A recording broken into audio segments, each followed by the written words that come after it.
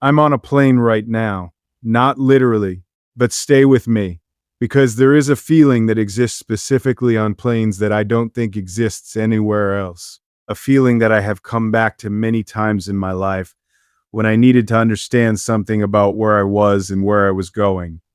A feeling that I want to start with today because I think it might be the most honest way into what I actually came here to say. The feeling happens right after takeoff, when the wheels leave the ground and the city you've been living in tilts away beneath you, and for a moment you can see the whole shape of the place you just left. The roads and the buildings and the patterns of how everything is arranged.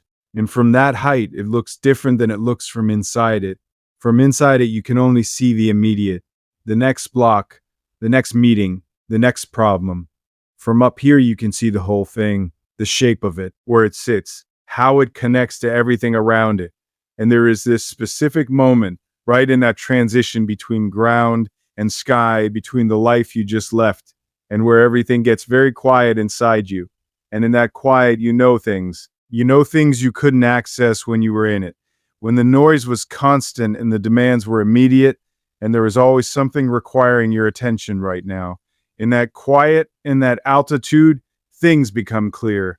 I want to live in that altitude with you today. I want to get high enough above the noise that we can see the shape of things, the real shape, not the shape the world has told us things should be, not the shape we have performed for so long we've mistaken it for the actual thing, the real shape. And the real shape of what I want to talk about today is this. I am on my way to you. And I have been for longer than you know. Not in the way that sounds possessive or certain, in a way that doesn't leave room for you. I am not saying I am coming to claim you or to complete you or to arrive at your door with the answers to the questions your life has been asking. I am not that story. That is not the story I believe in. I am on my way to you in the way that two people are sometimes moving toward each other across the whole geography of their separate lives without knowing it, without coordinating it, without any of the external signs that would make it visible. Just the deep internal movement. The gradual becoming of the person who is capable of the thing that is waiting. That is the journey I want to talk about. Mine toward you, and yours toward yourself. Because here's what I have come to understand about the kind of love that actually lasts. The kind that holds. The kind that is built on something real, rather than something performed, or something desperate, or something that was really about filling a space rather than genuinely choosing a person. That kind of love requires two people who have done the work. Not finished the work. The work is never finished. Not resolved all their questions or healed all their wounds or arrived at the complete and final version of themselves. That person doesn't exist. That person is a fiction, and the pursuit of being that person before you allow yourself to love or be loved is one of the great traps. But two people who are in the work, who are genuinely engaged with the project of becoming more themselves, who are willing to look at the things that are hard to look at, who are committed to growing in the direction of their own truth rather than in the direction of what is easiest or most comfortable or most approved of. Two people like that moving toward each other is the thing I believe in. That is what I am on my way to. Let me tell you about the journey, because it has not been simple. It has not been the straight line that destination stories usually get told as. It has been the kind of journey that includes long stretches of moving in the wrong direction and long stretches of standing still and long stretches of moving in the right direction without knowing it was the right direction until much later when you could look back and see the shape of it from altitude. I have loved before. I want to say that plainly and without the kind of careful hedging that people use to protect their current relationships from the reality of their past ones, as if the past loves were mistakes to be disavowed, rather than real and complete and important things that shaped the person now arriving at your door. I have loved people fully, and some of those loves ended, and each ending was its own education, not because endings are good or because loss is a gift that comes wrapped in pain, but because the specific thing you learn about yourself in the ending of a love that was real is not available anywhere else. You learn in the ending what you were actually building.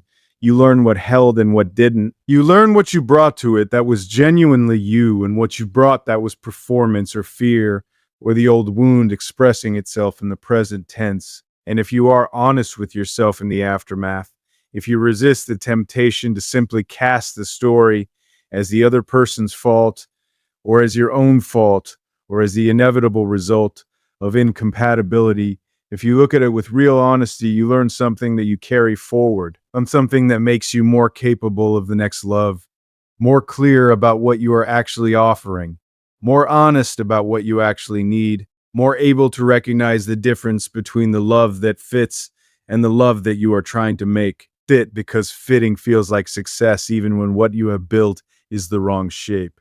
I have learned from every love, and what I have learned has been making me into the person who is on his way to you. I want to tell you something about what I now know I am bringing. I am bringing full presence. I know that sounds simple. I know it sounds like the kind of thing that goes without saying. Of course you are present. Of course you show up. But I have learned through specific and humbling experience that presence is not actually the default. That for many people, for most people, for me, for a significant portion of my life, what gets offered in relationships is something that looks like presence but is actually something else. Proximity, you are in the same room. You are physically there, but your actual attention, the quality of consciousness that constitutes real presence, is somewhere else. It is in the problem you haven't solved yet. It is in the conversation you had earlier that you keep returning to. It is in the future, running scenarios, planning, calculating. It is in the version of the relationship that exists in your head rather than in the actual relationship that is happening right now with the actual person sitting across from you. That is not presence. I have given that to people I loved. I gave them proximity when they deserved presence. I was in the room when I was somewhere else. I heard the words without receiving the person. I responded to the surface of what was being said without attending to what was underneath it, what was really being said, what was really being asked for. I am not going to do that with you. I am learning, genuinely and with real effort learning, how to be here, how to put down the problem and be with the person, how to let what is actually happening be the thing my attention is on, how to be in this conversation is on, how to be in this conversation is on, how to be in this conversation, this moment, this look on your face, rather than 3 steps ahead of it. Full presence is the first thing I am bringing. I am bringing honesty that doesn't protect itself. There is a kind of honesty that is really just another form of self-protection. That tells the truth about things that are safe to be truthful about and manages the things that feel too risky. That is honest about preferences and opinions and ideas while being carefully strategic about feelings and fears and the things that would make you most vulnerable if they were actually seen. I have been that kind of honest. I have been articulate about everything except the things that mattered most. I have been generous with my thoughts and careful with my heart. I have let people see the interesting version of my interior life while keeping the frightening version, the version that is less composed and less certain, and less able to maintain its dignity, carefully out of view. And the people who loved me felt the withholding even when they couldn't name it, even when they couldn't point to a specific thing I refused to share. They felt the managed quality of my openness. They felt the door that was always slightly closed. They felt themselves reaching for something that kept its distance while appearing to be available. I am done with that. I am bringing you the unmanaged version. The honest that doesn't calculate before it speaks. The vulnerable that doesn't dress itself up as something more composed before it walks into the room. The real thing, which is messier and less impressive and more true than anything I have previously offered. You deserve the true thing. I am bringing the willingness to repair, because things will break, not because we are wrong for each other, not because love is insufficient, but because we are human and humans break things sometimes. We say the wrong thing. We show up as the worst version of ourselves on the day when the best version was needed. We carry old wounds into new moments and wound the new moment with the old pain. We close off when we should open. We push away when we should pull closer. These things will happen. And what I am committed to is not the prevention of rupture, because rupture cannot always be prevented, but the practice of repair. The willingness to come back. To say I was wrong and mean it. To say I see what I did and I understand why it hurt and I am not going to defend it. To say I want to understand what happened from your side before I explain it from mine, Repair is the thing that builds trust more than anything, more than the absence of difficulty, more than the smooth sailing. Because smooth sailing doesn't tell you anything about the person you're with. You learn the person in the repair. You learn whether they can be accountable without collapsing, whether they can hear hard things without becoming defensive, whether they will come back after the breaking and mean it when they do. I will come back, always. That is not a conditional offer. That is not dependent on the breaking being a certain size or certain kind. I will come back. I will do the repair. I will not let the rupture be the end of the conversation. I am bringing the capacity to witness you. This is the one I want to spend some time on because I think it is the most important and the least talked about. To witness someone is different from knowing them. Knowing is about information. Witnessing is about attention. Witnessing is the practice of seeing someone in motion, of tracking not just who they are at this moment, but who they are becoming, of holding the whole arc of them. The person they were before you met them, that you learn slowly over years, over the stories they tell in unguarded moments. The person they are, right now, in all their current complexity, the person they are in the process of becoming, which is visible if you are paying the right kind of attention. To be witnessed fully by another person is one of the rarest and most profound experiences available to a human being.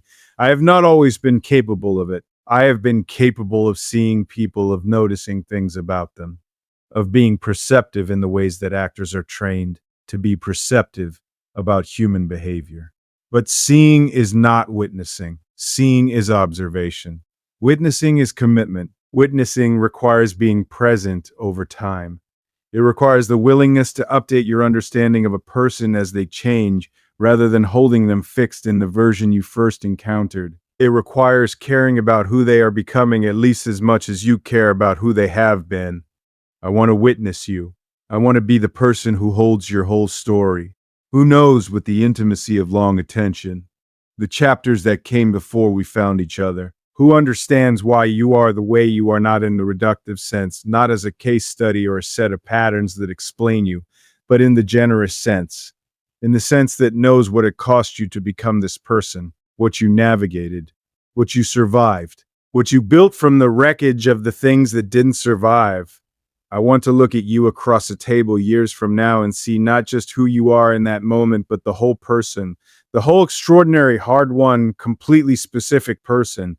And I want you to feel seen in that way, not analyzed, not understood in the clinical sense, witnessed, held in the full complexity of who you are without anyone trying to simplify you into something more manageable. Now I want to say something to you directly, not to a general audience, to you specifically, to the woman who needed to hear something that she hasn't been able to give herself. You have been waiting for someone who will not make you smaller.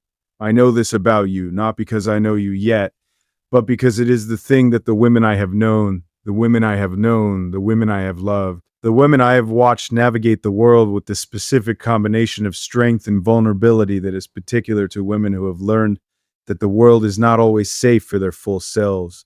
It is the thing they all carry underneath the surface. The fear that loving someone will require contraction, that being chosen will mean choosing to be less, that safety and fullness cannot coexist, that the price of being loved is being manageable, that fear did not come from nothing. That fear is the accumulated evidence of specific experiences, of specific moments when you were most yourself, and the response was discomfort or distance or the subtle but unmistakable message that this version of you, the full one, the loud one, the one that takes up exactly the space it needs to take up and wants without apologizing for the wanting, that version was a lot. Too much. And you made adjustments. Of course you did. You are intelligent, and you needed belonging, and you learned what the situation required. But I want to tell you something about those adjustments. You can put them down now, not because the world has become universally safe for your full self. It hasn't. Not because everyone you will encounter from here will meet you with the generosity and spaciousness your full self deserves. They won't. But because I am on my way and I am coming specifically for the full version, not the adjusted version, not the version that has learned to be careful, not the version that has gotten very skilled at reading the room, and calibrating accordingly. The original, the one that exists before the calibration, the one that exists before the calibration, one that has been waiting with remarkable patience for someone to show up who could actually handle it. I can handle it, more than handle it. I am specifically deliberately coming for it. The size of you, the full weight of your intelligence, the full force of your opinions, the full depth of your feeling, the full volume of your love when you finally decide someone is worth giving it to without reservation. I am not going to ask you to turn that down. I am going to ask you to turn it all the way up. Because that is the version of you I want to know. That is the version of you I am making this journey for. And I want you to hear that not as flattery, not as the thing a person says to impress someone, but as a genuine statement of what I am looking for and what I believe you are, and what I think it could mean for two people to meet each other at full capacity. No performance, no adjustment, no strategic reduction of self in service of being more palatable. Just you, fully, completely, unapologetically you. And I need to tell you something about the journey from your side, because this goes both ways. Because I am doing the work of becoming the person who is capable of what I just described. And I need you to be doing the work too. Not for me. For yourself first. For the version of your life that is most fully yours. For the future that is possible when you stop spending your energy on the adjustment and start spending it on the actual living. I need you to stop waiting for permission. The permission to be exactly who you are. To want what you want. To need what you need. To love at the volume you actually love at rather than the volume you've decided is socially acceptable. To be ambitious in the ways you are actually ambitious, in the ways you are actually ambitious, without softening it for rooms where ambition in women is still regarded with discomfort. To be soft in the ways you are actually soft, without worrying that the softness will be mistaken for weakness or used as a weapon against you. You have been waiting for someone to give you permission to be yourself. I am here to tell you that the permission was always yours, that it was never mine to give or anyone else's to give, that the full version of you does not require external authorization, that the waiting has cost you things, not permanently. Nothing is permanent in this way, but the waiting has cost you time that was yours to live fully, moments that were yours to being completely, the experience of your own life from the inside rather than from the managed distance of a person who is always slightly performing. Stop waiting. Be the full thing now. Not when the right person shows up. Not when the circumstances are more supportive. Not when you feel more certain or more ready or more sure that the full version of you will be received well. Now, because the right person is on his way, and he is coming toward the full version, so it needs to be ready. Not prepared, not polished, not the best possible version of full, just actual, just real, just you in the ongoing, messy, genuine process of being exactly who you are. That is what he is flying toward. That is what I am flying toward. I want to close with the thing I most want you to carry, not out of this speech, not out of today, but into the actual living of your life. Into the ordinary Tuesdays and the hard Fridays and the moments when the adjustment is easy and the moments when it costs you something real. You are worth the full journey, not the short version, not the convenient version, not the version where someone meets you halfway and you meet them the other half, and it works because both of you are reasonable. The full journey, the one where someone looks at everything you are, the whole geography of you, the beautiful parts and the difficult parts and the parts that are still being figured out, and the parts that will never be fully resolved, and decides deliberately and with full information to make the whole trip. You're worth that. And somewhere right now in a life that is separate from yours but moving in your direction, there is a person who is becoming that. Who is doing the work? Who is learning the presence and the honesty and the willingness to repair and the capacity to witness? Who is making himself into someone capable of the full version of what you deserve? He is on his way. I am on my way. The plane is in the air. The city is falling away behind me. And somewhere ahead, through the clouds and the distance and the geography of two lives that are finally moving toward each other, there is you, the full you, waiting. I am coming. Don't make yourself smaller while you wait.